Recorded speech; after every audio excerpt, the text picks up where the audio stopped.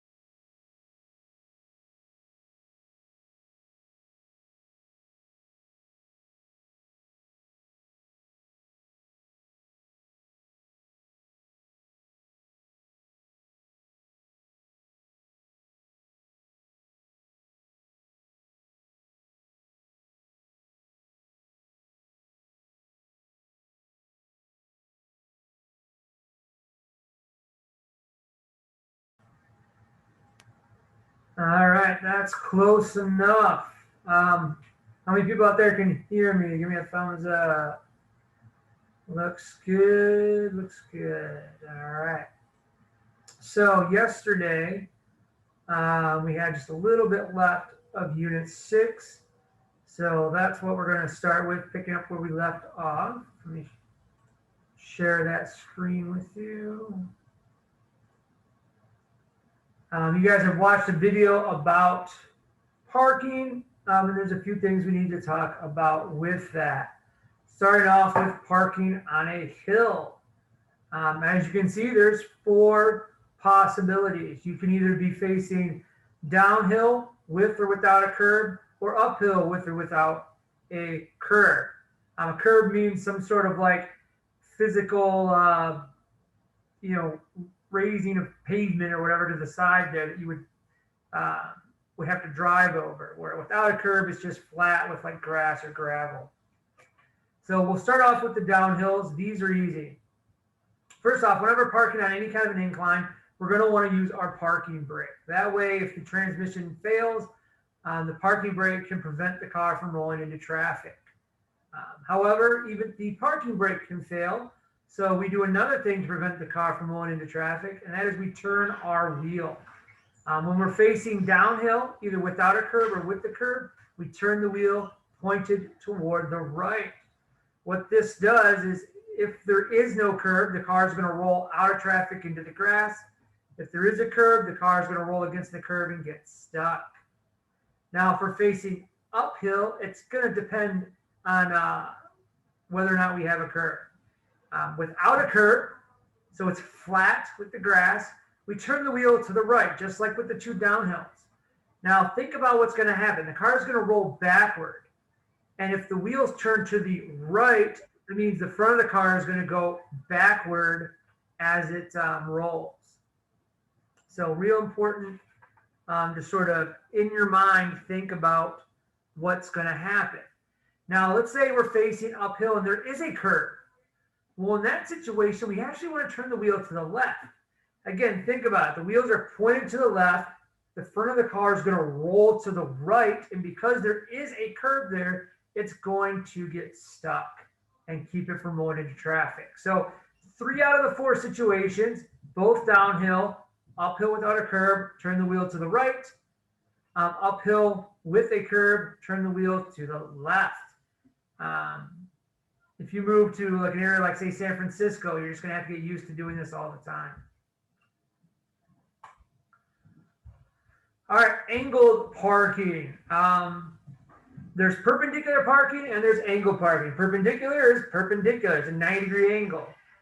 Angle parking is more like a 45-degree angle. With angle parking, it's much easier to pull in and out, so it does have some advantages.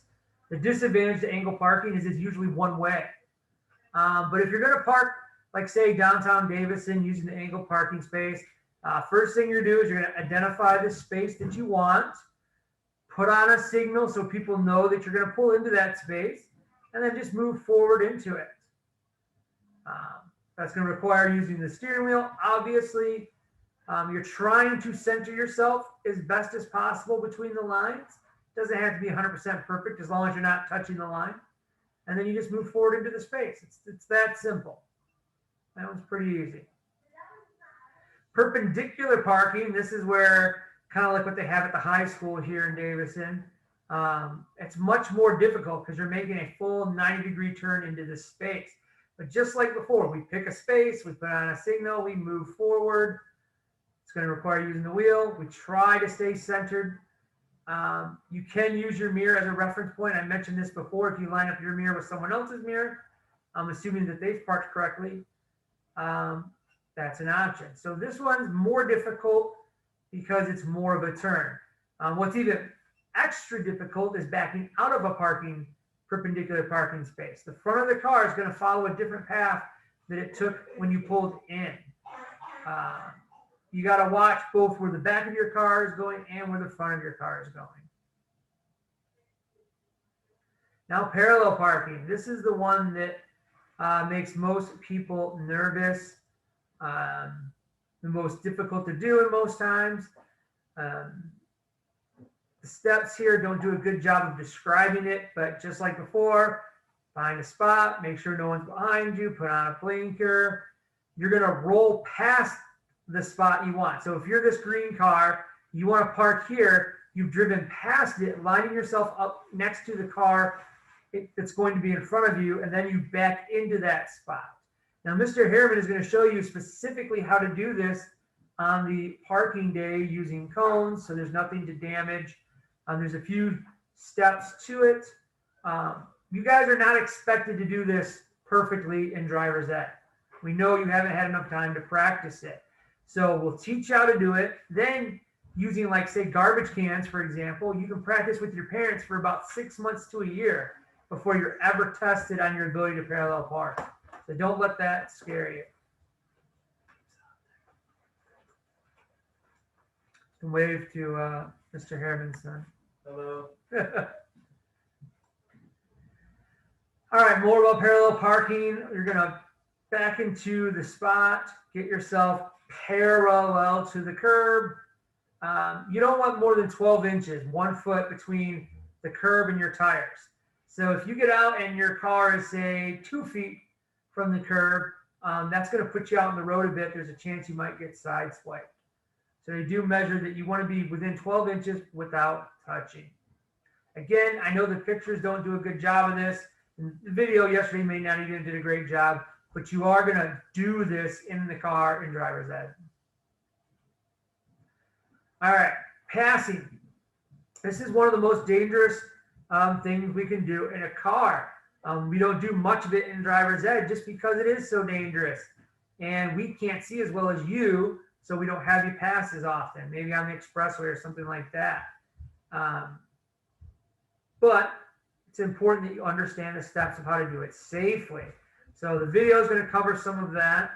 Looks like it's a short one, only about 2.5 minutes.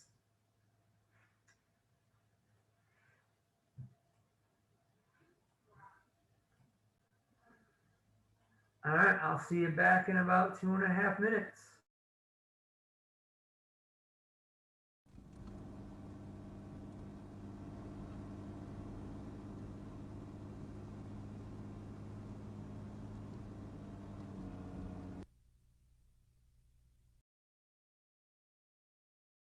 Let's see how long it takes us to pass.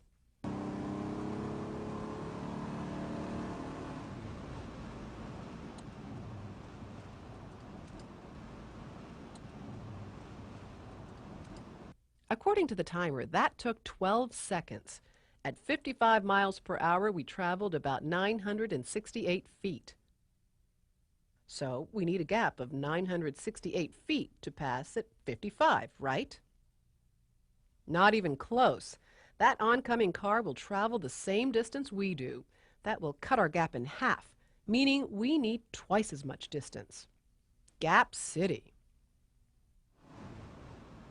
That's what makes passing on two-lane roads so dangerous. Head-on crashes are not common, comprising less than 2% of all crashes, but they account for about 15% of fatalities. The human eye can't detect motion at the distance we need in order to pass at highway speeds. A car that far away seems to be standing still. That means if the car seems to be getting closer, it's already too close. Rule 1. We can't always see far enough ahead. Oops! That leads to Rule 2. When curves or hills keep you from seeing far enough ahead, assume there's a car just about to appear. We need the same distance to a hill or curve as to an oncoming car. Here comes the last rule.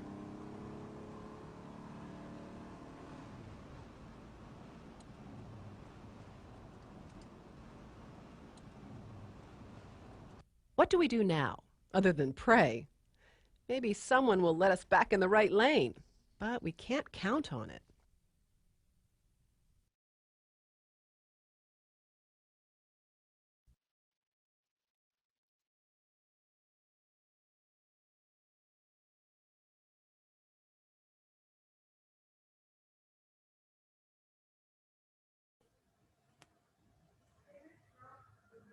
Okay.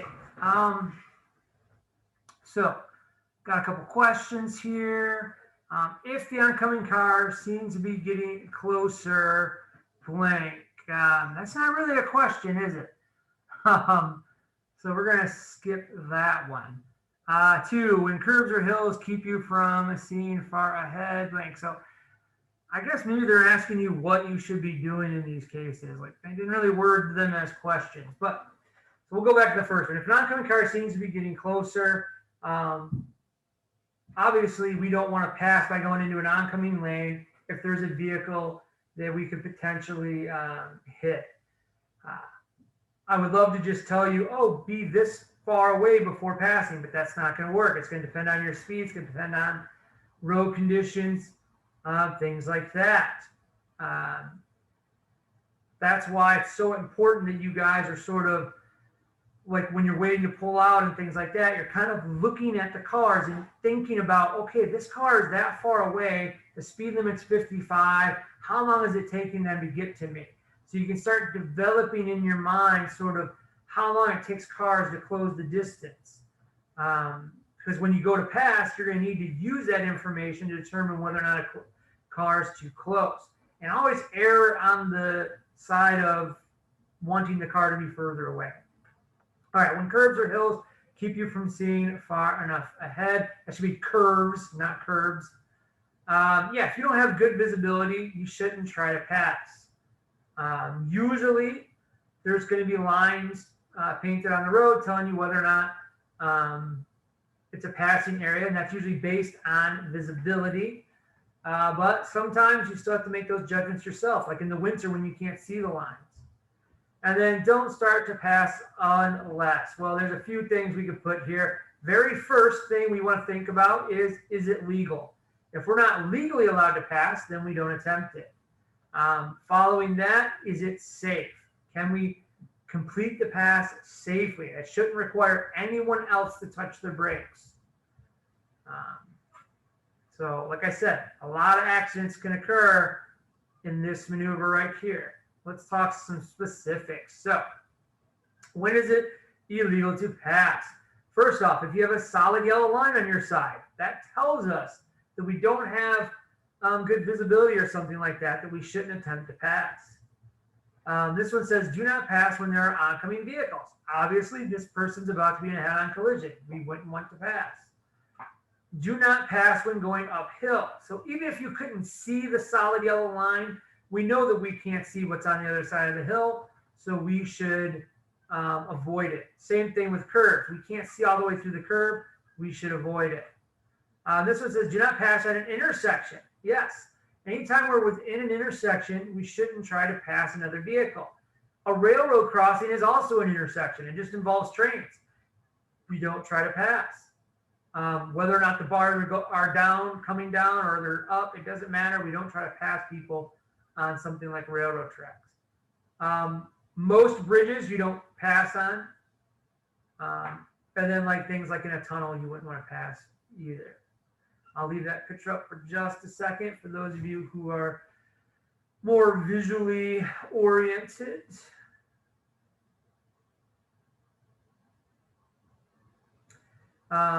Something that they didn't mention here, by the way, is if you would have to exceed the speed limit to pass the car in front of you, you shouldn't do it because it's illegal to speed.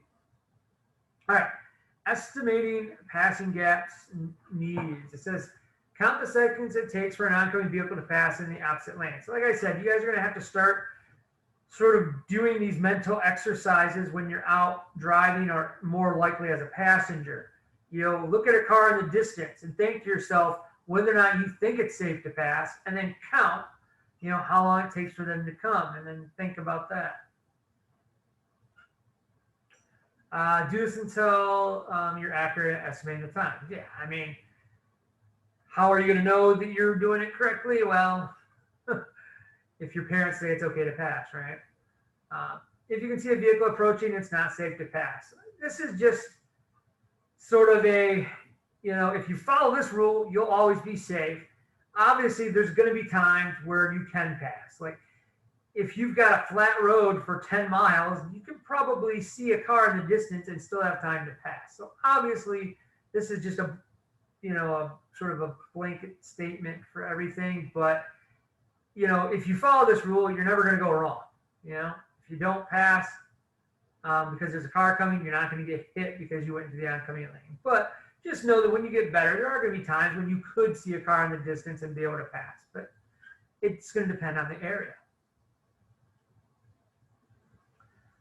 So they're going to break it down into steps as usual.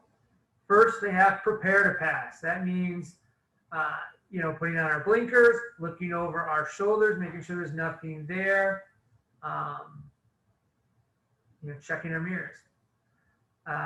Overtaking the vehicle. We're going to go into the other lane and we're going to go past them at about 5 to 10 miles per hour faster than what they're going. And then it says return to your lane. You're going to come back over. When do we come back over? Not immediately. We want to wait until we see the car that we're passing completely in the inside mirror, the one that's right over our shoulder. We want to see them completely in that before coming back over. Passing on the right. Are you allowed to pass on the right? Yes, as long as you don't leave the road to do it. So for example, in this picture, there is an open lane to the right. So sure, go ahead and pass them on the right. In this picture, there is not an open lane. If you have to cross this solid white line, this is illegal. Okay, a lot of people in Davison have been doing this recently on the Pure Road where it crosses Gale Road. So if you're coming from, let's say, Meyer on the Pure Road and Gale Road is over here, this person is sitting here with their left blinker on waiting for traffic to clear to turn. A lot of people go into the gravel and go around them. It's illegal and it's dangerous.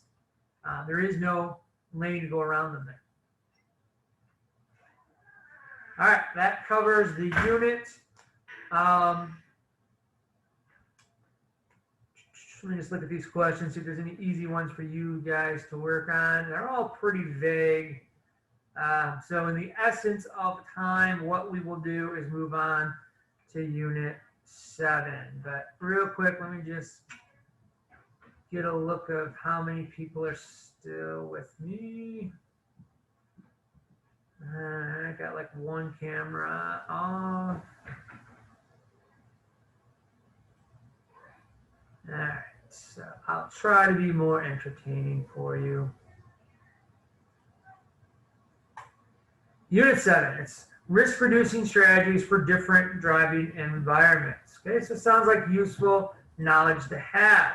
Let's look at the overview here. Let me get the whole thing up. So we're going to talk about expressways. Okay, the roads where we go like around 70, 75 miles per hour. Urban roadways. Urban means city, so city roads. Rural roadways. Rural means like farm, but basically just means country roads. And then some state-specific laws for us. So, first off, just a little bit of terminology. You guys tend to use the word expressway and highway interchangeably as if they mean the same thing. They actually don't. There is a difference between an expressway and a highway. When I say the word highway or expressway, what you tend to think of is a road that's fast, like 70, 75 miles per hour. Everyone's going the same direction. There's entrance ramps. There's exit ramps. That's an expressway, also called a freeway. A highway is just any road that has a route number. Like M15, that's State Road in Davison, is a highway. Dort Highway, that's M54 in Flint. M24 in Lapeer is a highway. Is I-69 and I-75, are those highways? Yes. Are they also expressways? Yes. So a highway can be an expressway, but not every expressway is a highway. Not a big deal that you need to know that. You're not going to be tested on knowing which is which, but you will have test questions that say, when on a highway, what do you do? Just know that they're referring to basically a back road, one that's typically going to be 55 miles per hour. Expressways is the word they're going to use when we're talking about these fast-moving roads. Here's some characteristics of them, though. They got high speeds. Again, that's around 70 or 75 miles per hour in Michigan. They have exit and entry ramps. You can't just get on at every single cross street. They're usually divided by a barrier. Now, that barrier could be steel, it could be concrete, it could be grass just in the middle of the road. But there's something other than paint dividing the two sides of the road. They have multiple lanes going in the same directions. They're only for motorized users. So expressways are the only roads that require you to have a certain engine size. If you're trying to get on with a scooter, a golf cart, a bicycle, those aren't allowed on expressways. There's several other factors too. They have wider lanes and things like that. You're not going to encounter stop signs or red lights. Now, there are some highway safety features for expressways. Most of us are familiar with rumble strips. When you start to drive over the white line, you might start to hear a rumble. Lets you know that you're going off the road. Very useful. They have, again, barriers. Sometimes when the roads are really close to each other, you're going to have this like long concrete barrier to prevent people from coming at you and hitting you head on. They have breakaway sign supports. What this means is that if you were to drive into a sign on the expressway or a light pole or something, they're designed to snap. Okay, it looks really dramatic. Like, oh man, he just blew through that pole and it snapped. That's what it's supposed to do, because a pole that doesn't snap crushes you, right? We want the pole to break so that we don't. So that's a design feature. Again, there's guardrails that have special designs to them. And sometimes you'll see barrels out there that are designed to cushion impact as well. It's just nice to know that there's stuff out there to keep us safe. They also have reflective signs so that they're easier to see at night. There's mile markers every mile. Okay, that's useful for when you're out there navigating and maybe you're not using a GPS or something. They have protected turns. We'll talk about those in a second. They have collector and distributor lanes, and we'll talk about those in a second. And then just general information signs. We've already talked about those. Signs that say like Flint 5 miles or exit here, those kinds of things. All right, types of interchanges. An interchange is an intersection that involves an expressway. And as you can see here, there's at least 3 types: cloverleaf, diamond, trumpet. There's actually more than this. These are sort of the 3 main ones, and really it's these 2 here are the primary ones that you're going to encounter, at least in Michigan. Now, let's say you're on just a normal road like M15 or something. That would be like this road here in the Diamond Interchange picture. Now, this road, say, crosses an expressway. That's what's going left to right in the picture. The ramps to get on and off the expressway make a rough diamond shape. And that's how it gets its name, Diamond Interchange. Now, the advantage to this type of interchange is it has a nice long ramp that we can get onto the expressway. We can go from 0 up to 70 on the ramp and then have a nice safe merge. The downside to this type of interchange is that if we are, like, say, on this road here, the M15 type road, and we want to go onto this ramp here, so we're going up and then we want to turn left and go this direction, we have to make a left turn in front of oncoming cars. Now, at 45 or whatever speed this is, that's not too big of a deal. We can stop, wait, and then make our left when it's clear. But imagine for a moment that this was two expressways crossing each other. Okay? It would be very dangerous to be in the fast lane on the expressway where the speed limit's 75 miles per hour, come to a stop and sit there with your left blinker on and then turn left in front of an oncoming car doing 75. That's way too dangerous. So instead, what they have when expressways cross each other is the clover leaf. It gets its name because of the 4 loops that look kind of like a clover. Notice there's still the diamond on the outside. There's still those ramps. It's just they added the 4 loops to make it safer. You never have to make a left turn in front of oncoming traffic. So if this is safer than the diamond, why do we have the diamond? Well, because the diamond takes up less space. It would take up way too much space to put this for every single road. So instead, it's where 2 expressways cross.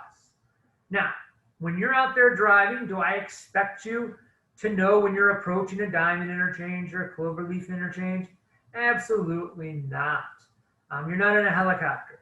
And there's not going to be a sign saying cloverleaf up ahead. What I want you to do, though, is understand that these different types of interchanges exist. Okay? If you're getting off the expressway on a diamond interchange, you have a nice long ramp to slow yourself down. But on a cloverleaf, if you're going from one direction to the other, look at the loops. That's a very short, tight loop. Okay, you're not going to be able to do 75 miles per hour around that loop. If you do, you're going to end up over here in an accident. All right, when you're out driving and you're going around these loops, like your parents are driving, take a look on the outsides of loops. You might see a couple crosses. Okay, it's not because there's a cemetery there. It's because a lot of people have lost their lives by taking these loops too fast. I personally know a few crosses that dot cloverleaf interchanges. You have to be aware of your surroundings. You know, as you're approaching this loop, there's probably a sign that says 25 on ramp. You need to slow down to that. Don't ignore those signs. All right, everyone give me a thumbs up real quick. All right.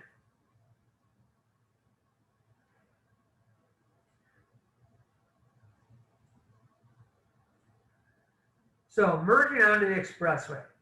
The most difficult part of expressway driving is getting on, followed by getting off. Once you're on, it's just driving in a straight line most of the time. So we need to know how to do this safely. And as usual, we have a video to sort of whet your appetite with that. It's about 4 minutes long. So I'm going to switch to my video.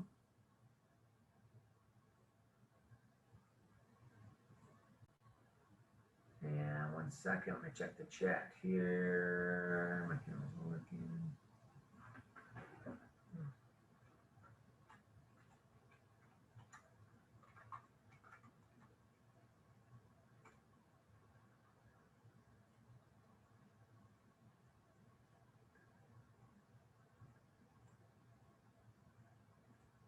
All right, be back with you guys in a couple of minutes. We'll start with the merge. We begin looking early, so we'll have plenty of time to find an adequate gap and room to accelerate after we find one. Any gap should be large enough to give us at least 2 seconds in front and 2 seconds behind. We can't count on drivers to let us into a gap that isn't large enough. If we have to pause, we do it early, so we have the length of the acceleration lane to build up to the speed of traffic. It's important to make absolutely sure of a gap before committing to it. Aborting can be dangerous. When we merge onto a highway, we need to turn around in order to see the highway. What makes it particularly difficult is that we're moving, and we have to look ahead at the same time. Quick glances behind will let us see traffic on the road and find a gap to merge into. Ah, behind that gray car. Now, because of the way we've adjusted the mirrors, we can generally see the cars on the highway in the left mirror. Ah, there's the gray car. Just a few more seconds. It's past us. Now we can merge. But first, one more look behind just to make sure.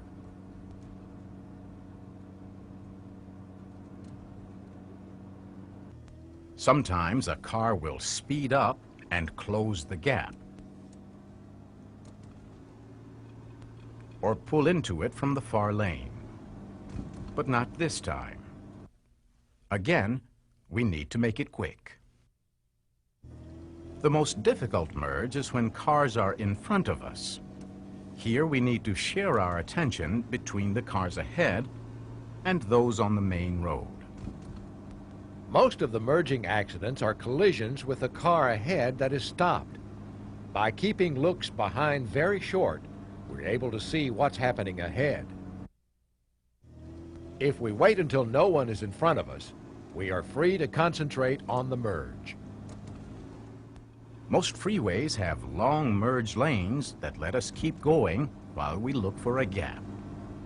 But some merge lanes are short, and we have to stop and wait for a chance. Here, we need to wait until the cars ahead have merged and the way is clear. If we were to be looking behind, we wouldn't see that the car ahead has stopped. This is one of the big contributors to merge crashes. We can't assume the way is clear unless we see that it is clear. Even then, we don't start forward without looking first. Any change in position on the road, whether to change lanes or to merge, requires the use of our mirrors and quick looks behind.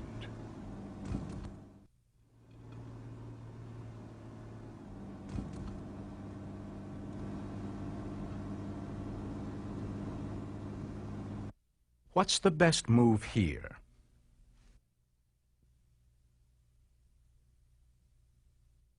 Ordinarily, we might do that driver a favor by moving to the left lane. But remember, as we approached, we were watching the mirrors and saw that car passing us. So the only alternative is to slow down while the car enters.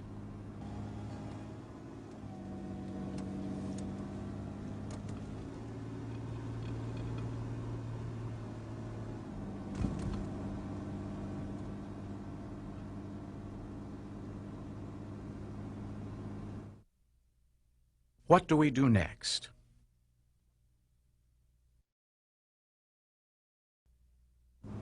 We expect that a passing car may pull into the deceleration lane and block our path.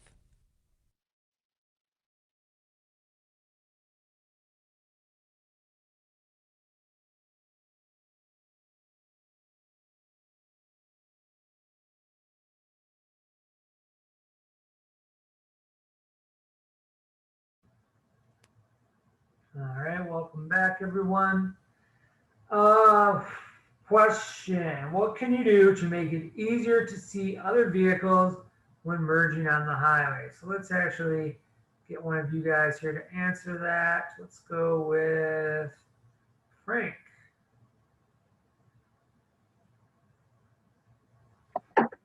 You can make sure you're looking forward most of the time. Yep, that's part of it. except when you're coming up the ramp, you actually want to be looking to your left to find a gap. Number 2, when do most merging accidents occur? Carter, why don't you take that one? I guess like when you're not paying attention, or if you're like speeding or something. All right, it's a good answer. Yeah, if you're not paying attention, that's definitely gonna cause accidents. And then when you're in the merge area, which is what I think they were looking for here, like basically at the end of the ramp when you're actually connecting with the cars, or joining the flow of cars is where those accidents are going to occur because you've misjudged how large your gap was, or you've misjudged how fast cars are moving. What should you do if a merge lane is short? This is a very important one. Let me find someone. Brianna, let's go with you on that.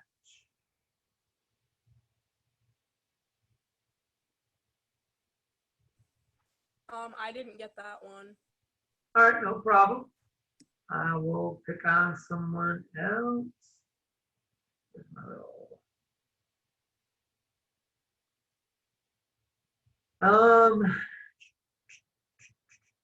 Heaven, let's go with you. All right, get there. I also didn't get that one. All right. And I'll take it from there then, because they must not have done a good job of explaining it. So what you do if a merge lane is short? Well, first off, that means you're probably not going to be able to get up to full expressway speeds in such a short distance. So what you're going to do then is when you get to the end of the lane, there's probably going to be something called an acceleration lane. That's a lane that allows you to get up to speed. If there's not an acceleration lane, if for some reason you're getting to the end of the ramp and there's just no room for you to enter, well, your last sort of ditch effort at that point is to just come to a stop and wait. It's not ideal, but it can be done. It's going to require a larger gap, though, once you do finally pull out onto the expressway. What you never do, though, is like turn around. All right. Components of expressway entrances. So an entrance ramp looks something like this. It's not next to the expressway. It's kind of off to the side and pretty long. When you get to the end of this, let's say this was really short or really curvy, you're going to have an acceleration lane. Now, this particular one probably wouldn't have an acceleration lane because it wouldn't be necessary. But again, if it's a short ramp, you're going to have an acceleration lane. You'll notice the acceleration lane does run next to the expressway, but there's a solid white line. You're not supposed to merge over yet. You're still getting up to speed. By the way, the word acceleration means speed up. So this is the speed up lane. And then at the end of the acceleration lane, you get to the merge area. Now you see the broken white lines. Here's where you're going to move over onto the expressway. You should be at or near expressway speeds at this point. Entrance ramp, acceleration lane, and merge area. So entrance ramps allow drivers time to search for traffic flow and gaps and evaluate the speed and space requirements before entry. Most entrance ramps come in on the right side of the expressway. There are a few that come in from the left, but in general, you're going to be coming from the right, which means you're going to be looking over your left shoulder at the expressway. As you're running or driving next to it, you're finding a gap in traffic, one large enough that you're going to be able to move your car into. And then you look at where that gap is. Do you need to speed up to catch the gap? Do you need to slow down a bit so that you don't overtake the gap? You adjust your speed. Like I said, some entrance ramps do come in from the left. And that does happen here in Genesee County. There is potential for conflict, or greater potential, because the left lane is where faster traffic tends to drive. Some people call the left lane the fast lane. That's where people who speed go. In reality, all lanes on the expressway have the same speed limit. So if you're in an area with a speed limit of 70 miles per hour, both the right and left lane are 70. Or if there's 3 lanes, the right, the center, and the left are 70. But in general, people who are in a hurry, faster moving, hang out in the left lanes, while the slower moving people are in the right or the center lane. Now, that being said, legally speaking, one, we shouldn't be speeding anyway, but two, the left lane is only for passing or helping someone else get on the expressway. And I'll explain that in a second. But when you're on the expressway in Michigan, you're going to see signs that says keep right except to pass. That means you can't be in the left lane unless you're passing other vehicles.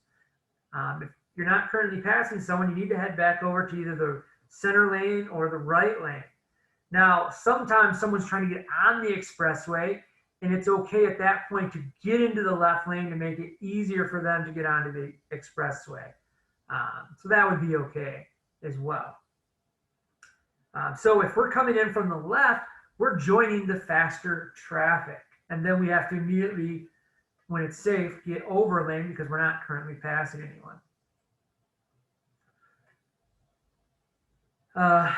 Yeah, like I just said.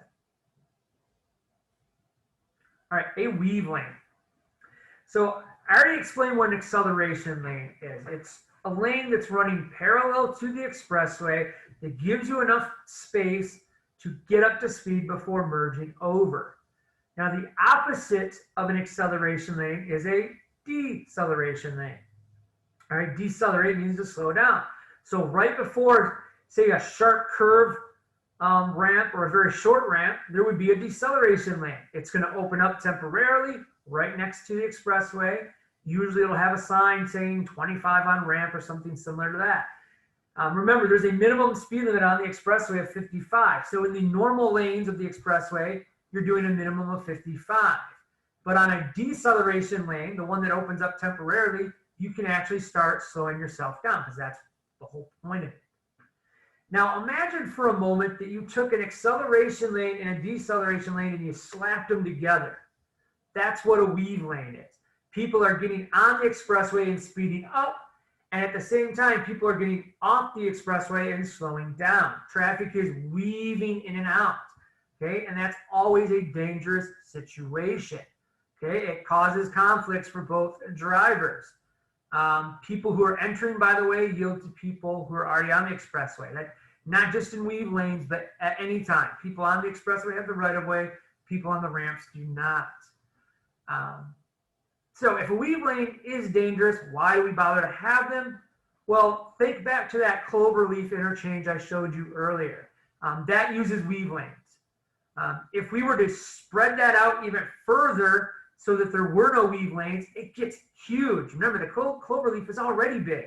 Now it gets the size of Davison just to get on and off the expressway. It's just not practical. So we use weave lanes in those situations. All right, so again, acceleration lane is used to speed up to or near the speed of traffic on the expressway.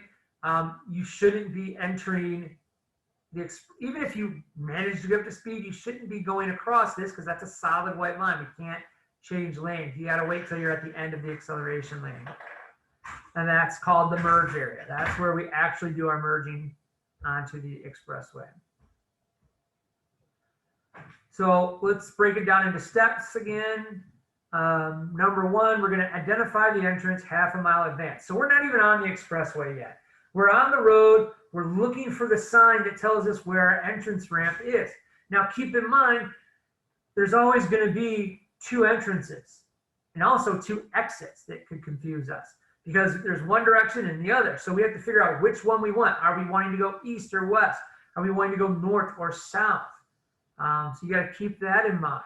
Also, just because, let's say, we're on the right side of the road and the expressway is going east to our right, and we want to go east. Well, that doesn't mean that the entrance to go east is on the right side of the road.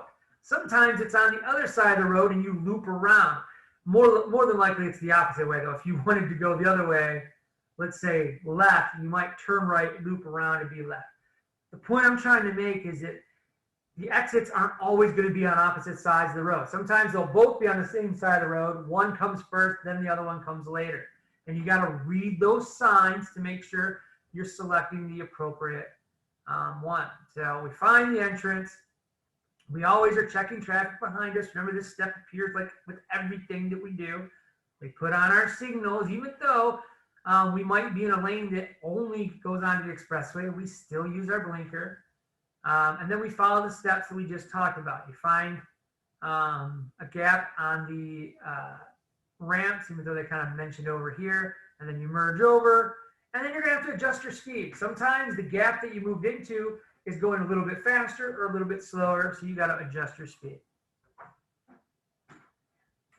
All right, hopefully I'm not boring you guys. So ways we can reduce risk on an entrance ramp. So first off, searching for the proper entrance. I already mentioned that. If it's late at night, maybe you've been drinking, you're getting on the expressway, and as you're going up the ramp, you see signs that say wrong way, do not enter. That's probably the last sign you're ever going to see in your life, because you're about to get on the expressway going the wrong direction. That's always incredibly dangerous. You would immediately need to stop, back it up, or whatever, get off that ramp. So make sure you know where you're going. Search ahead, behind, and toward the expressway. So as you're going up the ramp, you're aware of who's in front of you, you're aware of who's behind you, and you're looking to the left to find that gap. Sometimes you'll be getting on the expressway right behind a semi, okay? A semi is not going to get up to full speed on the entrance ramp, but it's a semi. People are going to probably move out of their way when they get on the expressway. So if you're right behind the semi, you're not going to be at the full speed, and no one else is going to let you on. So kind of back off a bit, let the semi pull ahead of you, and then start speeding up. That way you can get up to a faster speed. You got to make little judgments like that. Obviously, be sure the ramp is clear.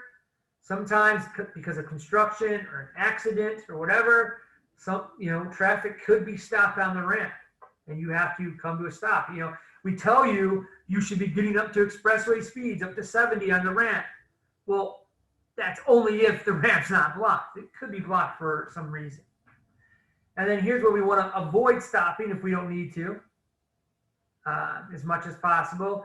And then again, this is only going to happen backing up if there's some sort of special circumstances, like there's an accident and the police are telling people to back up off the ramp because you can't go forward.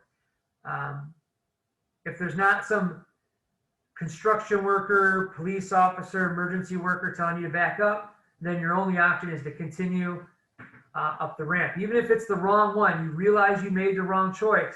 You keep going, go to the next exit down the road, turn around and come back. It's not safe to go in reverse on the expressways or on the ramps. Let me check my chat real quick.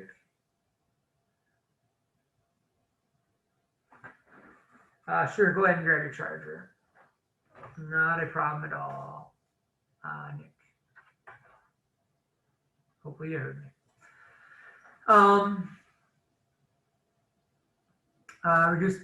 So acceleration lanes, pretty much similar to the ramps. We're still searching ahead, behind us, to the sides. We're getting ready to merge with traffic. Worst case scenario, you're getting up there. There's no room for you. Maybe it's right after a concert in Detroit, bumper to bumper traffic. You might be forced onto the shoulder to wait. But again, these are worst case scenarios, but you're still preparing for it. All right, reducing risk in the merging area. So again, we're searching. This isn't just with expressways, right? Everything we tell you, you're always moving your head. It's the first letter of SEE, is search. Want to know what's around us at all times. Again, we're preparing to move into the gap that we've selected. That might mean speeding up or slowing down. It does mean having a blinker on. And then we do a nice, smooth lane change. Remember, the faster you go, the less wheel movement it takes to change position. So on the expressway, when you change lanes, it looks like this. Okay, if you can even see my hands moving, it's not much. If you're changing lanes like this on the expressway, you're gonna start flipping cars. Okay, very dangerous. All right, some general tips for driving on the expressway. Let's see if it gets bigger. Yes. Okay. So large trucks require driver's attention. Yeah, obviously, most of you have a rational fear of semis. That's good. They have large blind spots. They're often overworked, so they're tired.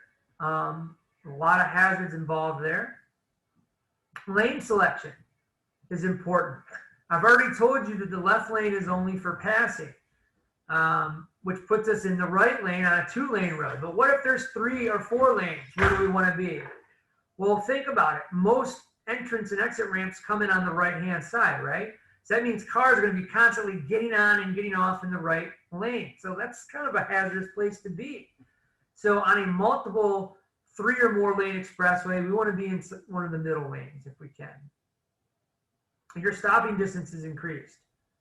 Okay, the amount of space your car needs to come to a complete stop increases with speed exponentially. Remember, kinetic energy is equal to 1/2 mass times velocity squared.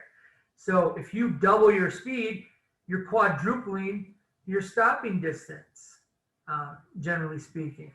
So at expressway distances, you need to have a safe following distance so that you can stop within that range. And I told you guys that if you're at the recommended 4 seconds or more, a semi can move into the gap between you and the car in front of you. A lot of people on the expressway do not leave a semi gap between them. But if you want to be safe, that's what you got to do. All right, lane markings and traffic signs play an important role. Yeah, just like with any type of driving, we're constantly looking at the markings on the road. We're looking at the signs, and in some instances, there'll be even lights called lane use lights on the expressways as well, telling us which lanes are available for our use. Okay, that's a part of searching. Again, you're not just looking at the road, you're not just looking at the other drivers, but you're looking at all of the traffic, signs and lights and things like that. Your search pattern needs to be lengthened. So we told you guys you need to be looking 20 to 30 seconds down the road. Well, the faster you go, the further away 20 to 30 seconds becomes. You need to be able to notice things like lane closures or traffic jams and stuff of that nature. I used to show a video with my expressway and weather chapters when we didn't use the slides, of a Michigan Expressway, I-94. It's down by Kalamazoo. And then I had another video I showed that was I-69 between Davison and Lapeer. Those two expressways every winter in Michigan have a high potential for a pileup. Usually somewhere in the state there's a pileup every winter. And by pileup, I mean 100 to 200 cars on top of each other. Like not on top of each other, but continuing to hit each other. And you might think to yourself, how can 100 people just smack into the back of each other? Well, because most people are not searching far enough ahead. Most people are not at the recommended distances. And when the weather's bad, like in the winter, they're not driving at the recommended speeds. So physics takes over at that point. It doesn't matter that you can see the car in front of you smack into the one in front of them. If you didn't leave the proper distances necessary, and if you're not traveling at the proper speeds, you will then hit them as well. And you get these huge pileups. So don't be a part of the crowd. Don't just do what everyone else on the road is doing. You need to adjust your behavior to be safer than that. Your actions also need to be smoothed in time. No jerking the wheel into other lanes, no slamming on the brakes and things of that nature.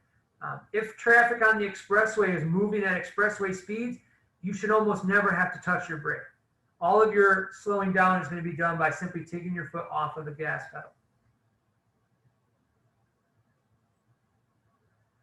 It's more about lane choices. It's going to depend on several factors: the volume of traffic, the type of traffic, the speed of traffic. So yeah, like I told you, in general, you want to be in the center lane if there's more than 2 lanes and whatnot. But obviously, take traffic into account as well. If there's hundreds of cars in the middle lane and the right lane's open, well, first off, you should make sure that that lane's not closed, and that's why everyone's not in it. But if it's just because no one's using that lane, then that's possible to be used for you. It might be safer. And then, like I said, this is where most cars are going to be merging, so that does create a hazard. The left lane is reserved for passing, so the center lane is sort of the main travel lane. All right, following distances. We've talked about this in a previous unit, but we're going to do a little bit of review here. So it says drive at the speed of traffic. So first off, if you're, like, say, going up north on a holiday weekend, you're going to get a lot of traffic that's traveling at 80, 85 miles per hour. This doesn't mean go ahead and break the law with everyone else. If it's little minor differences, like everyone's doing 73 and a 70, okay. But in general, if people are doing really fast, you stick to the right lane where people who are doing the speed limit would be, and then let the fast people take the outside lanes. Don't just, some people will go, well, the speed limit's 70 and I'm going to sit in the left lane and do 70, and yes, that is your right.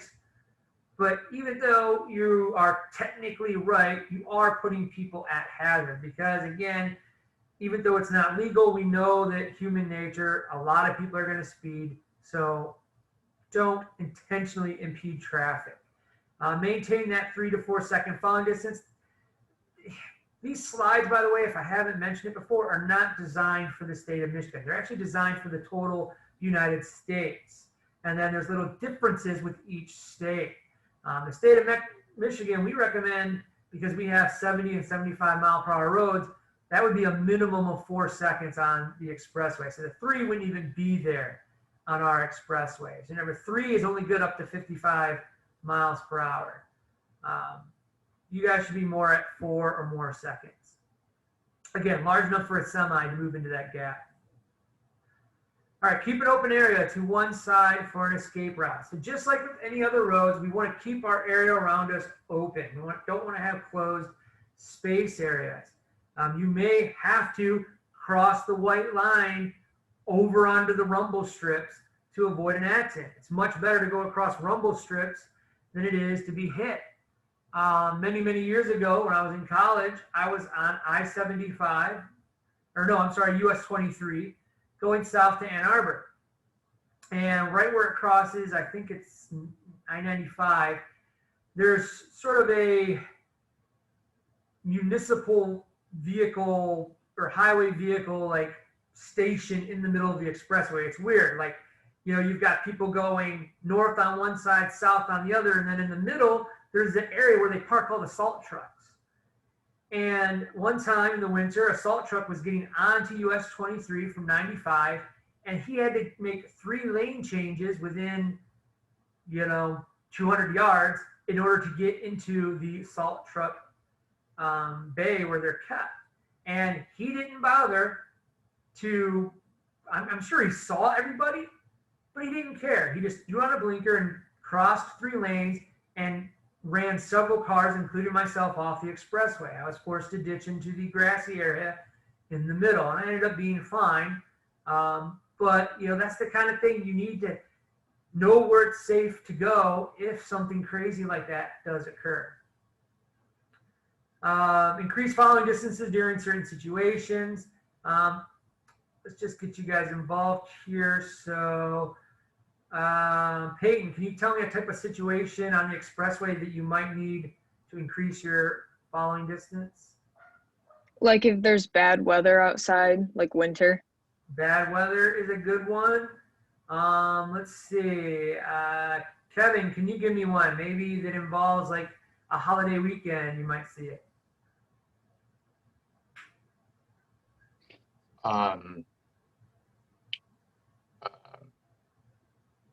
Maybe I can't really think of one. All right, not a problem.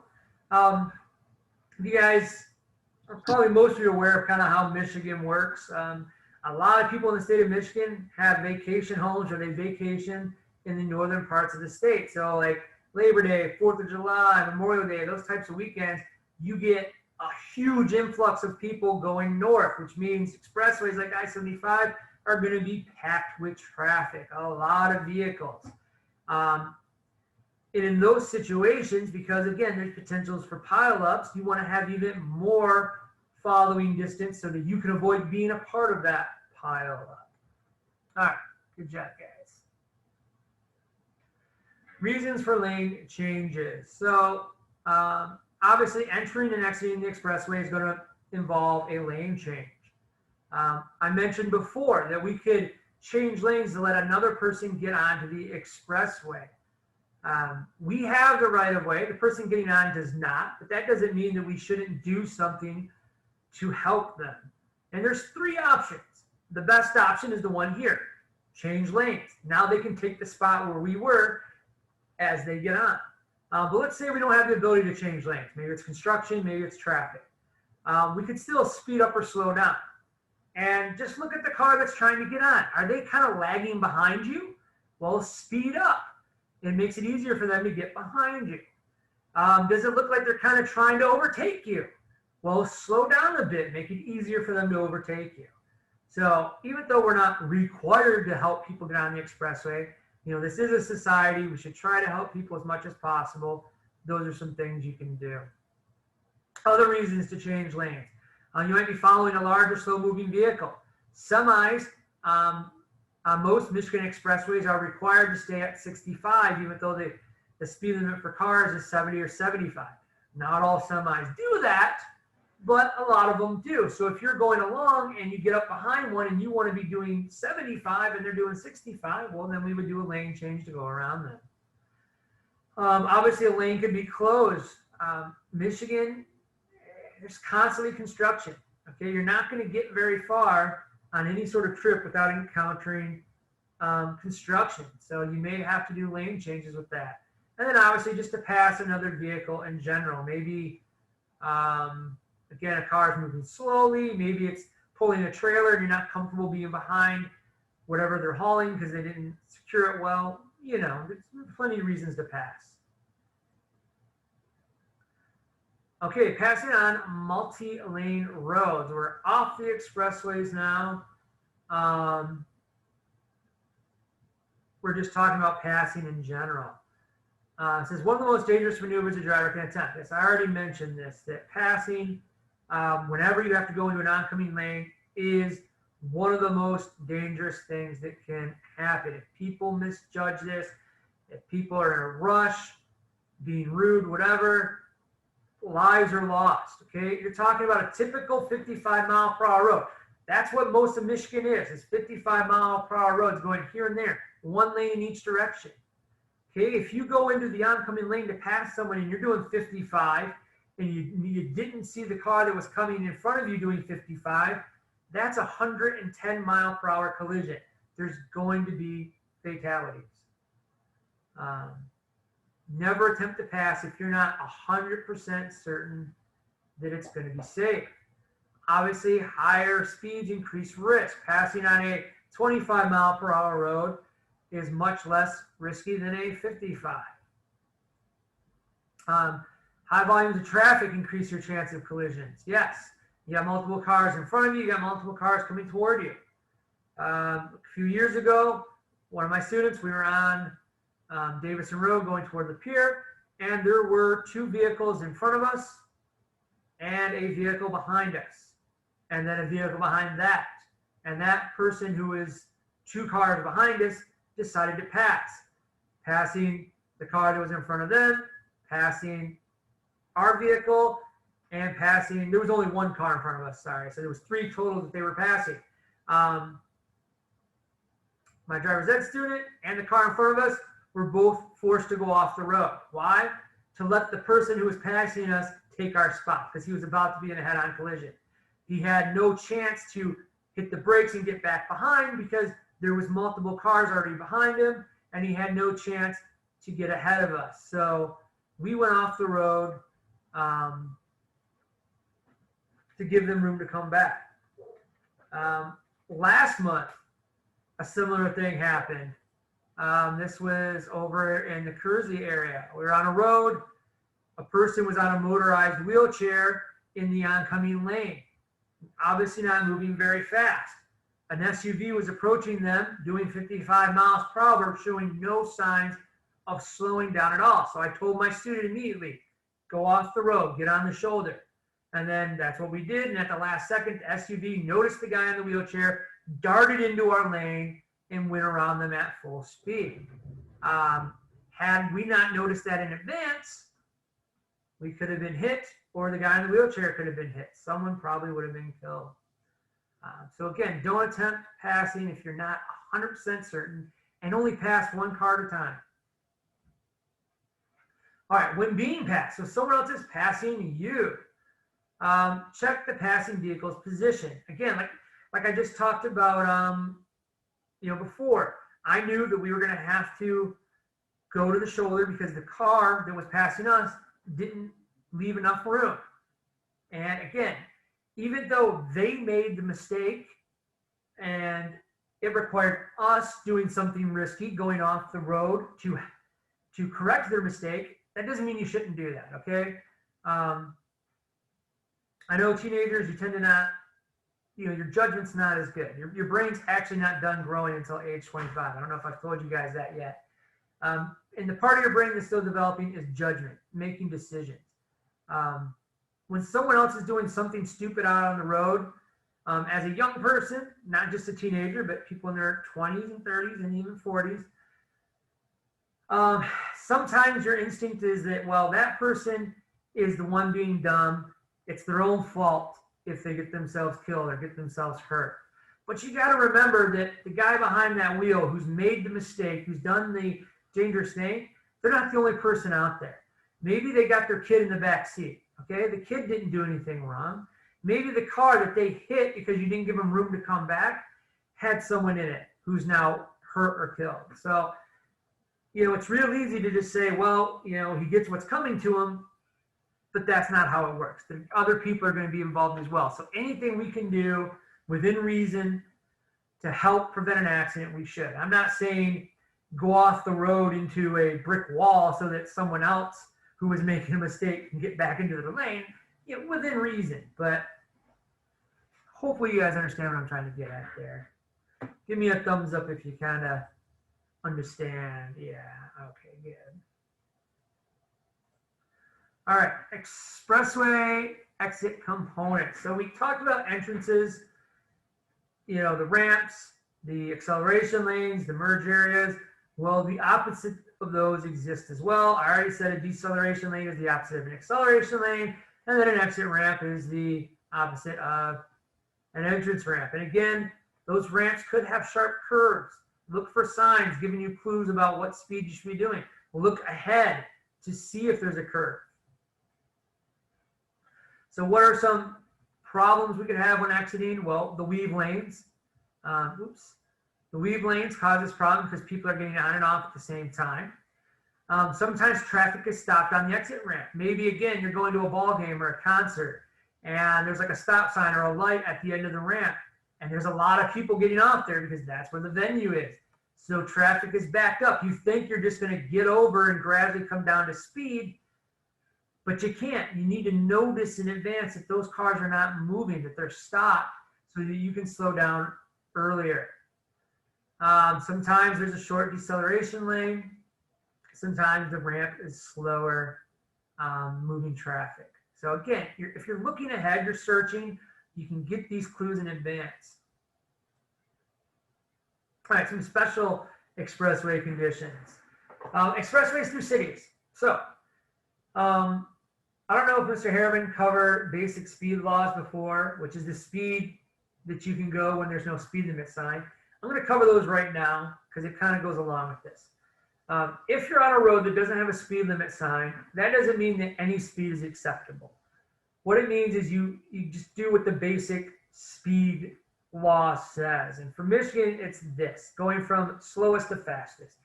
if you guys are in a park or a playground or a school zone, and there's no speed limit sign, and this includes a trailer park, the speed limit is 15 max.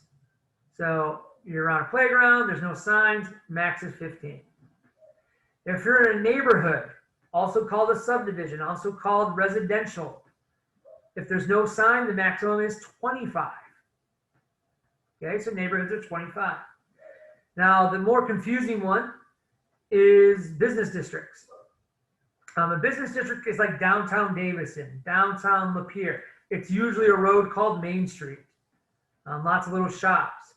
A business district, just like a neighborhood, is 25 max when there is no sign. So residential business districts are the same. Now, it jumps from 25 all the way up to 55. Okay, and that's your back roads, your country roads, your rural roads, county roads, whatever you want to call them. It's a long, straight stretch of road, usually one lane in each direction, going between towns and things like that. If there's no sign on a back road, it's going to be 55 miles per hour. There are no roads that are going to be 35 or 45 without a sign. Now, that being said, if you're on a road and you're not sure what the speed limit is, err on the side of slower until you've gone a long distance without a sign, and then you can safely say, okay, there was no sign, I can go up to 55.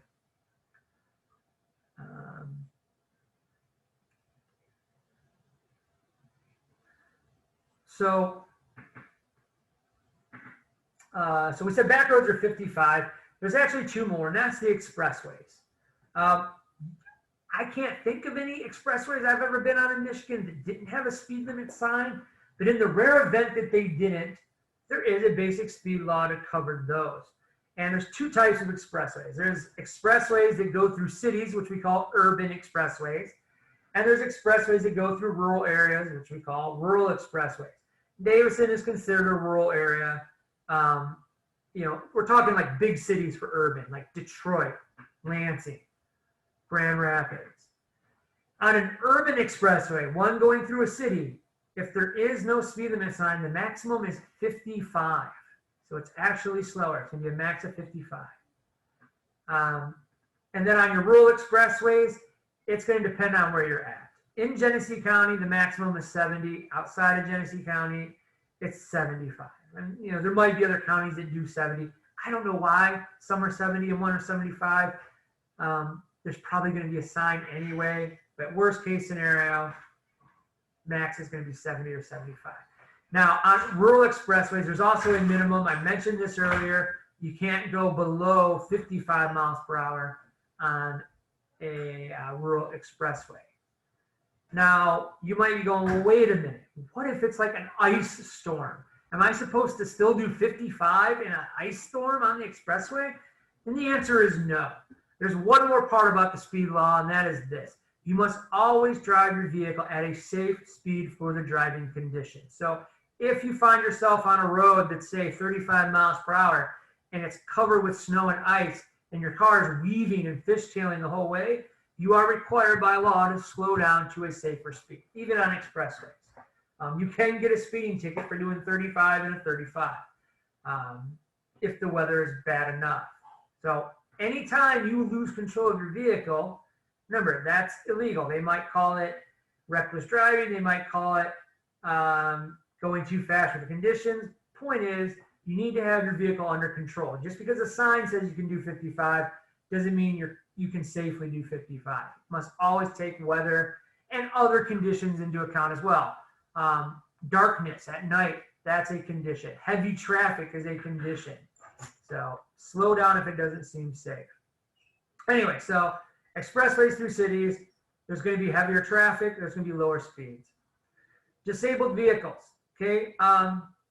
First off, let's say you're not the disabled vehicle. You're approaching one, okay? If you're looking ahead, you might notice someone broken down on the side of the road, or worst case scenario, broken down in the road. You need to be looking 20 to 30 seconds up that road so you can notice these and go around them. Let's say you are the vehicle. Okay, maybe your car starts to stall or break down. Do your best to get over to the right shoulder of the road, okay? Why the right shoulder?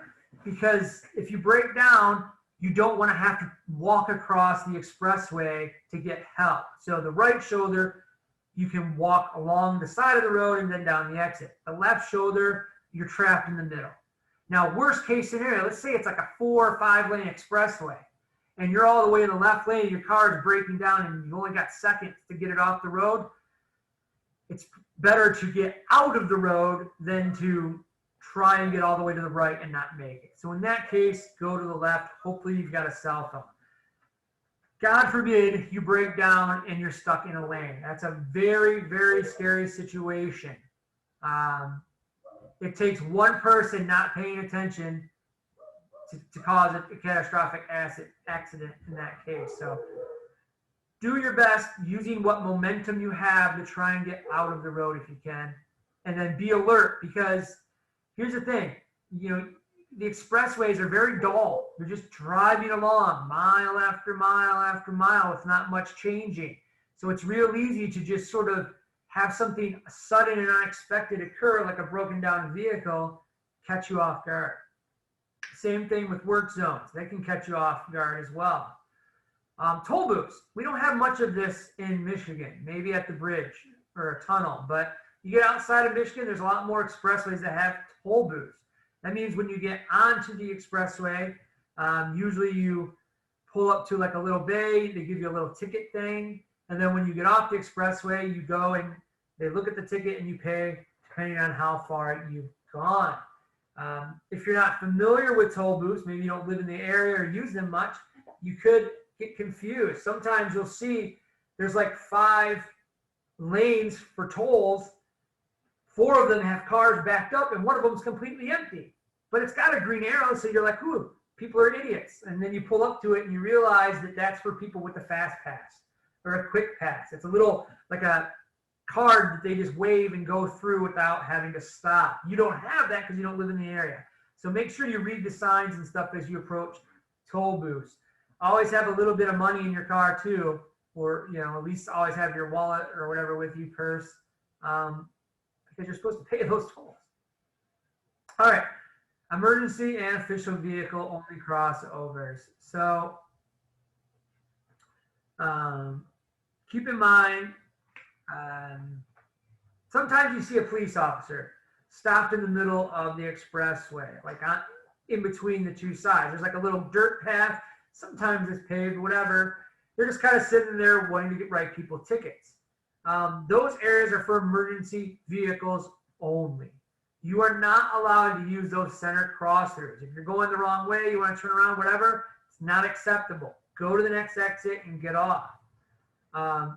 Police officers, ambulances, those types of things, they've got training. They've got better vehicles. They've got lights, sirens. They've got laws telling you to get out of their way. Okay, you have none of those advantages when you're in your mom's minivan trying to go from 0 to 75 in the fast lane. Okay, it's not safe to do it. Just go to the next exit and figure out your path from there. All right, some characteristics of urban roadways. So we're out of the expressways, we're on the city streets. Driving is different. Some of you guys get some experience with this with Flint, but again, Flint's not that big of a city. Detroit is even bigger, and then if you go to something like New York, it's to the extreme. There's going to be a high volume of traffic with multiple hazards. Lots of cars, lots of pedestrians, lots of people on bikes, things like that. There's a reason why we saved this for one of your last drives, because this is the more difficult stuff.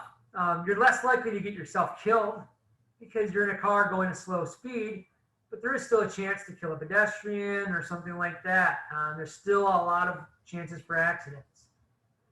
Like I said, there's more roadway users to interact with. And notice they didn't say vehicles. Okay, roadway users can be anything. It can be a person on a bike. It can be a person walking. It could be a person on horseback. It doesn't have to be a car. Multiple intersections with left and right turn lanes, stop signs, and traffic signals. So you're going to get a whole lot of options, lots of right onlys and left onlys. And sometimes you'll be going through, like, the right lane is straight, the left lane is left only. Then you get to the next light. The right lane is straight, the left lane is left only. And then you get to the next light and it's reversed. The left lane is straight and the right lane is right only. So even though, you know, you've just been staying in the same lane the whole time, sometimes that lane goes straight, sometimes it forces you to turn. So you've got to be looking far ahead so that you can make those lane changes in advance. Stores and businesses are present. Obviously, there's a lot of foot traffic near businesses in city areas. So people can come stepping out of businesses, people can pull out from parallel parking in front of businesses and things of that manner. Public transportation. Buses is what we would have in our area. They're going to be usually in the rightmost lane, making frequent stops. Some cities have cable cars or street trolleys, whatever you want to call them. Think like San Francisco, that little trolley that goes through the middle of the road. Something to consider. And then rush hour traffic. Certain times a day, the road's going to become overwhelmed with traffic. If you can avoid driving during those times, it's beneficial to you. You might be a part of that traffic, so you can't avoid it. But it's something to consider. Like some people, you know, they go to work and it takes them 20 minutes to get to work, and then it takes them an hour and a half to get home, just because of rush hour traffic. So that's stuff to consider. So how do we adjust to urban roadways? So stay within the posted speed limit. I mean, we would do this anytime, right? But, you know, we still stress it. Look at least 2 blocks or 2 traffic signals ahead. So up until now, we've been telling you 20 to 30 seconds ahead. But when you throw into account traffic lights at every single cross street, 20 seconds ahead might not be that far ahead. So instead, in the cities, we call it, you want to look 2 blocks or 2 traffic signals ahead. You want to know what's happening at the traffic signal you're coming to.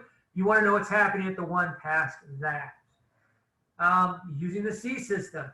We've mentioned this before. It's search, evaluate, and execute.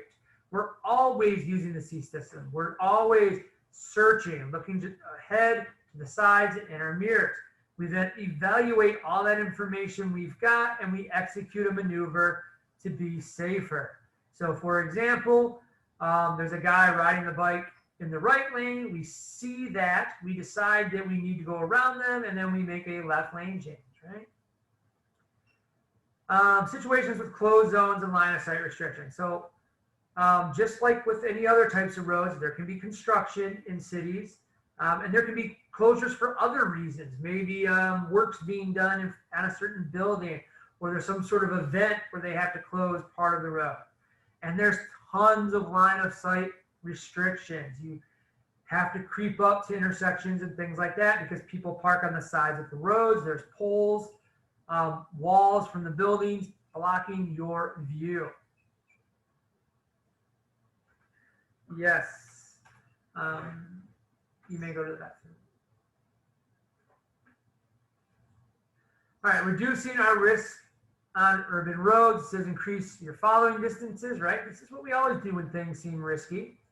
We search ahead, to the sides, and to the rear. So again, we're always searching. And this one, I don't quite agree with. They say move slightly to the right and signal early to prevent tailgaters. Obviously, signaling early is important for preventing tailgaters. The slightly to the right thing, the reason why they're recommending this is it allows the person who's tailgating you to see further ahead of you, and that way they can recognize that there's traffic and they can't go around you. But you don't want to like stay in that position. You just do it every now and then so that they will stop tailgating you, but you don't want to be riding that close to the parked vehicles or to the sidewalks because someone could step out or stumble out. So only use that sparingly.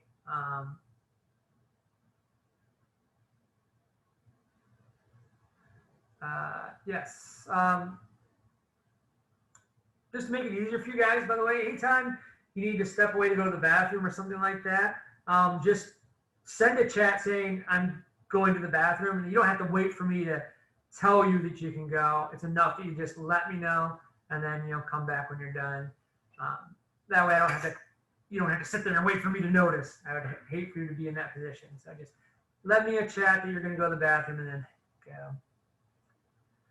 All right, slow down as you approach traffic signals and do not block intersections. So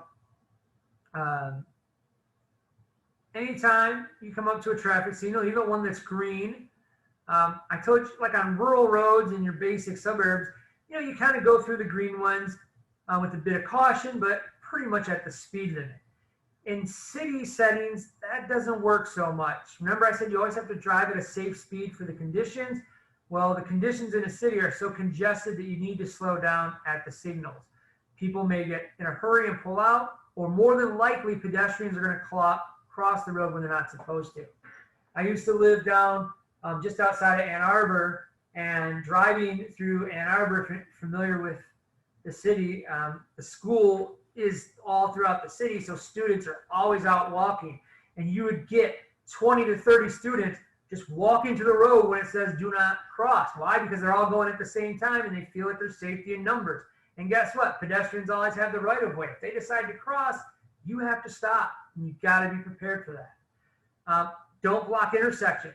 Remember, those solid white lines are there for a reason. You stop at the solid white line.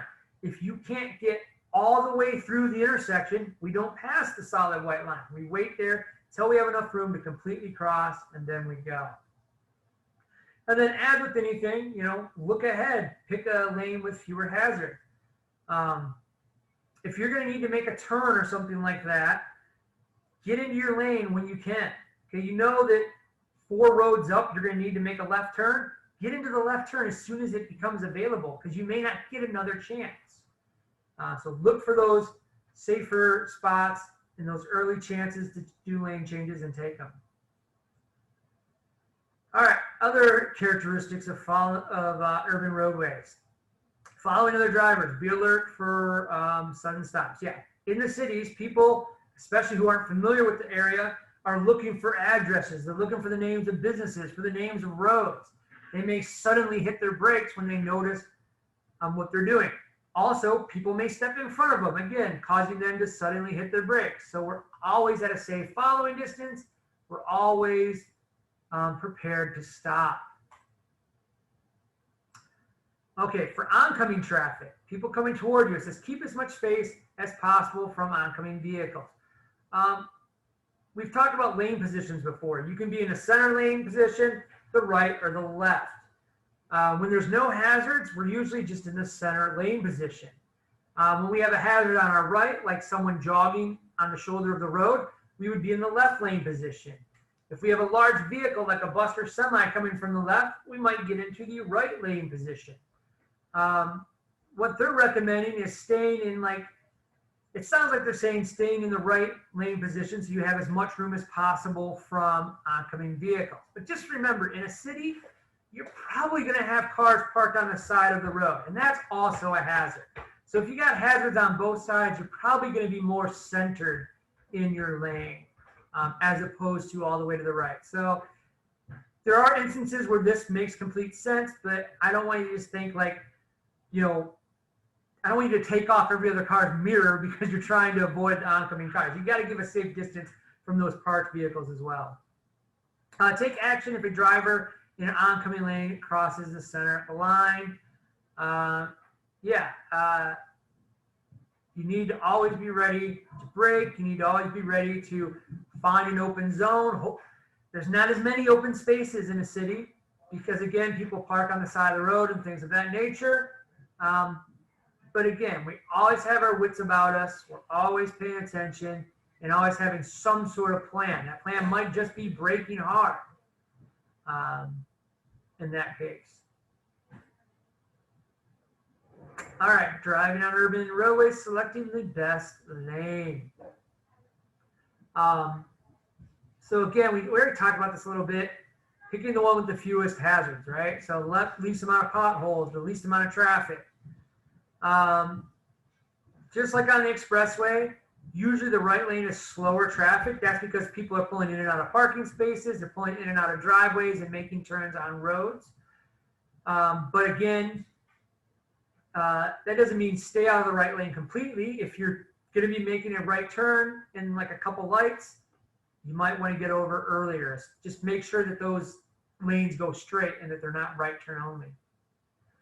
Avoid driving next to other vehicles. If there is more than one lane, then yeah, don't ride next to someone. Remember, keep open zones, open spaces. And then drive in the correct lane indicated by the arrows and on the pavement. So again, Michigan's a snow state, so you usually get signs and pavement markings, but you gotta be looking. Like I said, sometimes it shifts. Sometimes it's right only, then the next light it's a left only, and then the next light it's a right only. So you're paying attention to those shifts. All right, now we're gonna talk about changing lanes. I'm gonna give you a hint. It's all the same steps for all the other lane changes. Check traffic, signal, check blind spot, change lane, turn off blinker. We've talked about this multiple times, so I'm moving fast through it. Passing on urban roadways. This is not gonna happen often. There might be a car broken down or something that you have to pass, and that's when this will come into play. But you're usually not like, oh, this guy in front of me is going too slow, let me go around him. Everyone's going slow in an urban setting like that. So it's not going to happen for sort of just slow driver reasons. It's going to be happening because someone has stopped for, it could be a delivery truck, a UPS truck stops in the lane and now you got to go around it. But make sure that you can pass safely and legally, just like anywhere else. Is it legal? Is it safe? It's illegal to pass at intersections or over the double yellow line. So I've told you before in the previous section or unit, you don't cross the yellow lines, you don't pass within an intersection, and then return to your lane when there is a safe gap in traffic. So again, the steps aren't any different for urban passing. All right, shared left turn lanes.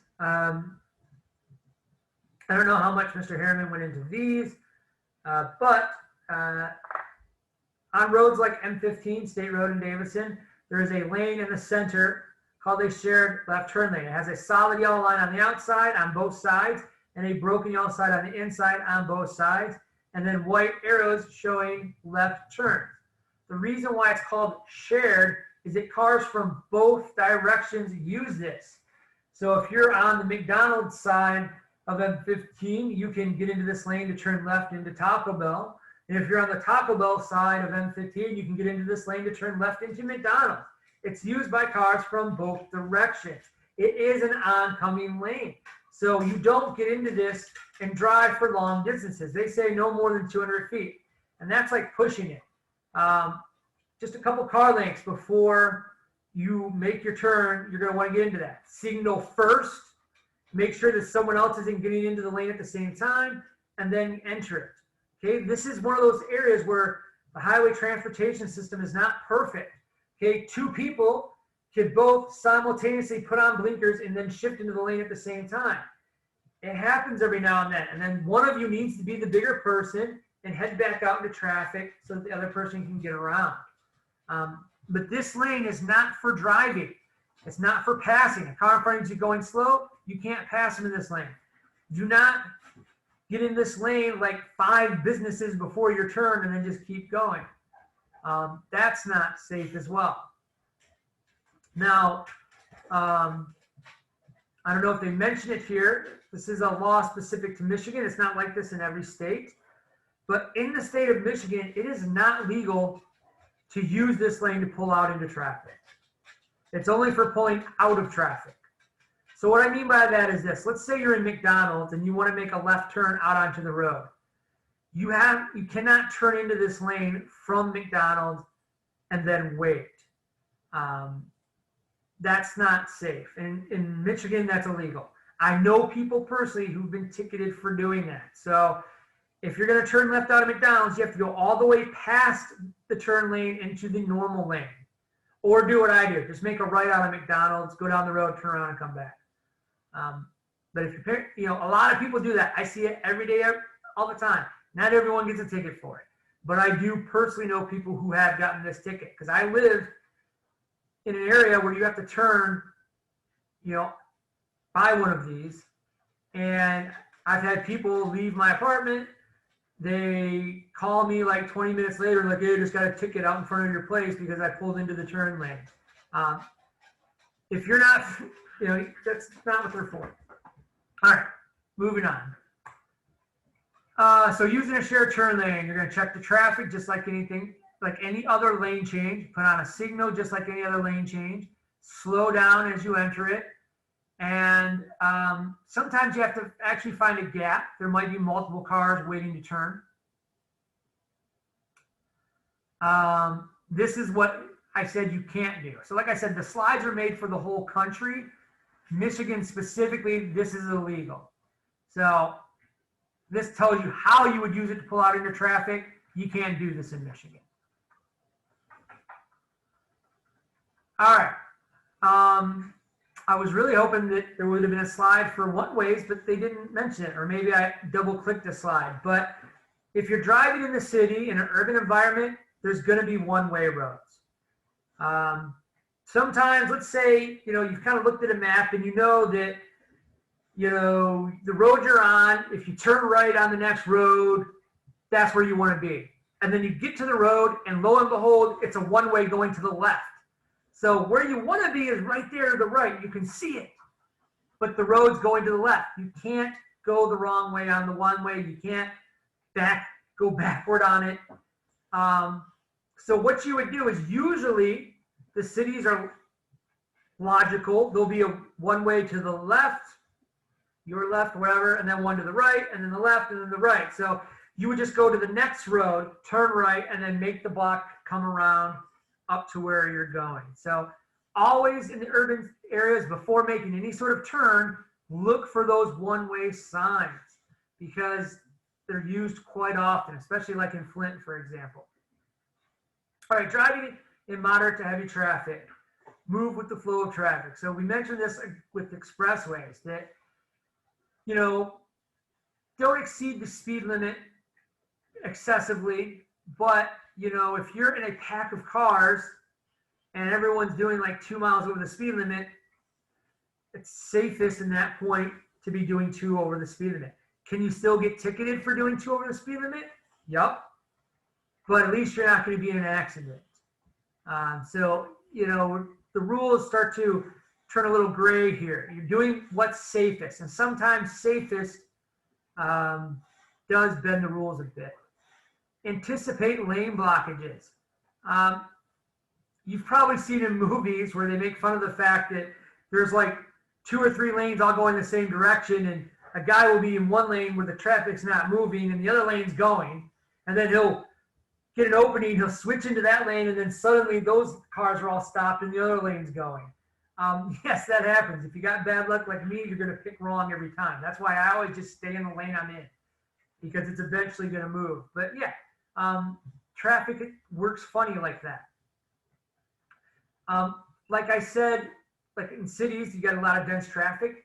You may not get a chance to make a lane change later when you need to. So take the opportunity when it arises to make the lane change early so that you're not forced to sort of wait later.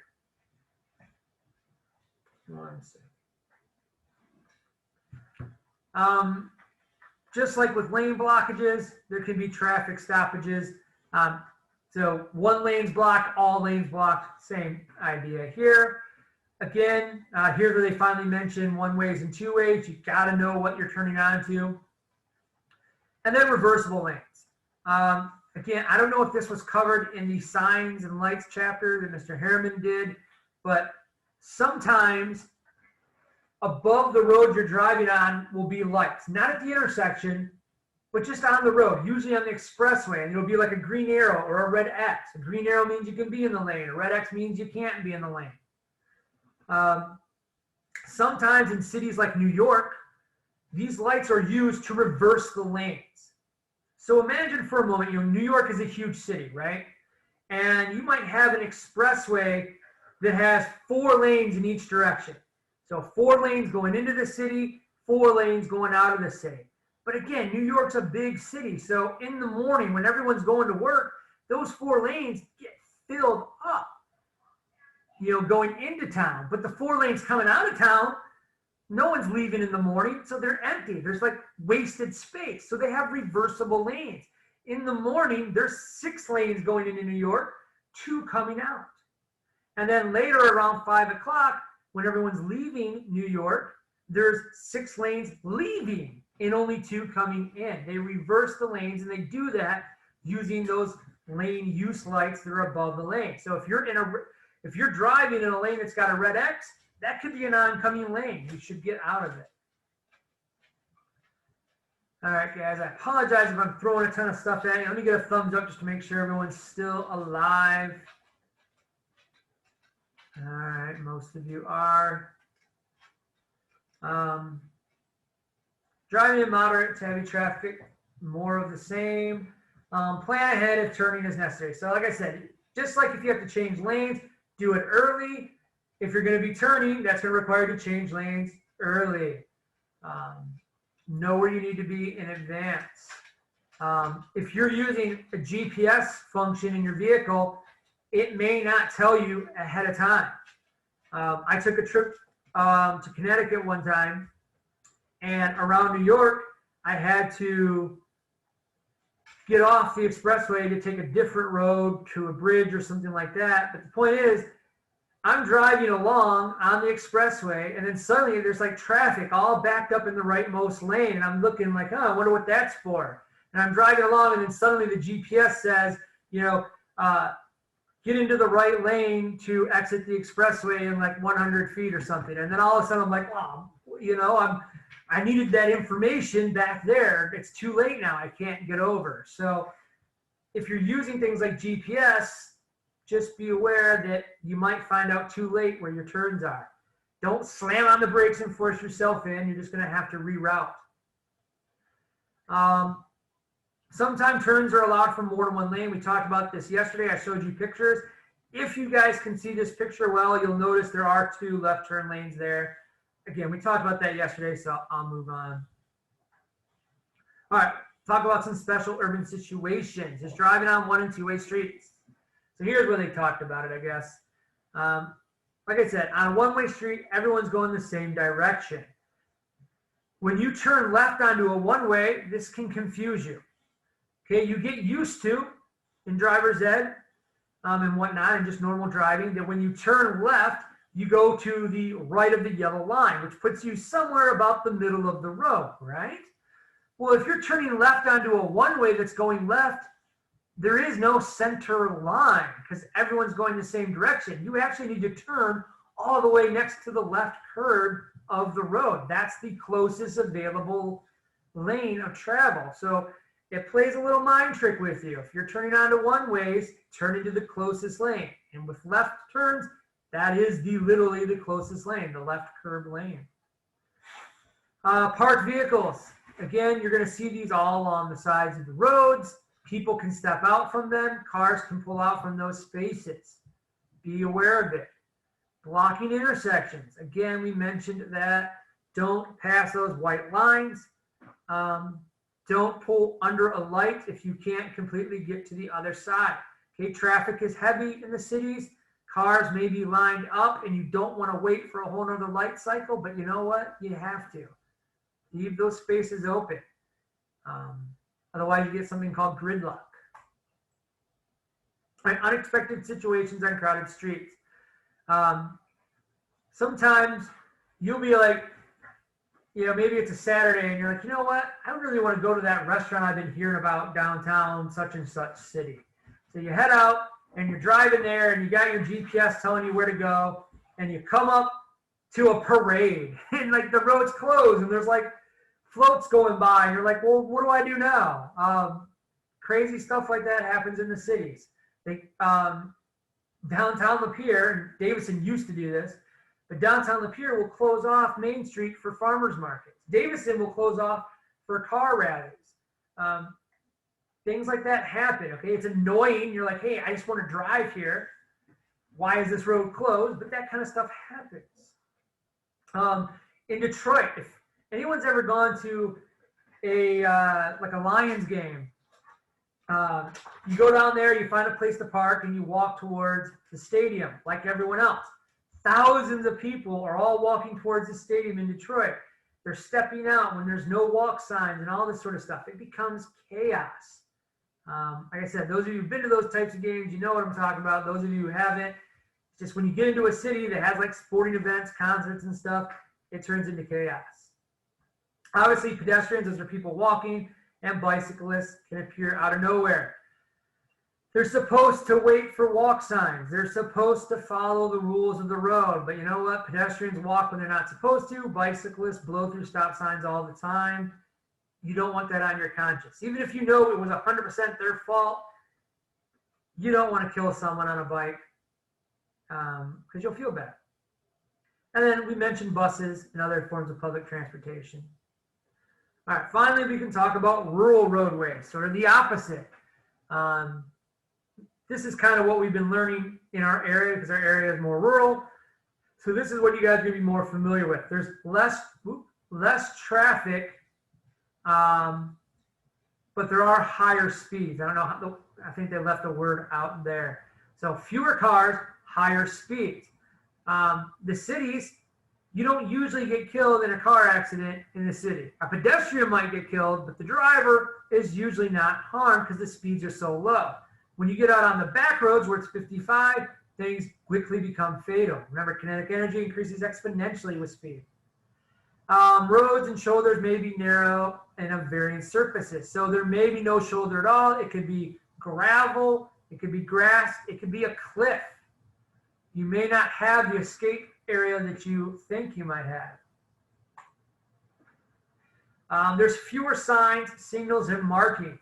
Rural areas are wide open, they're very long, and it's very expensive to have a sign every 2 feet. 1 second here.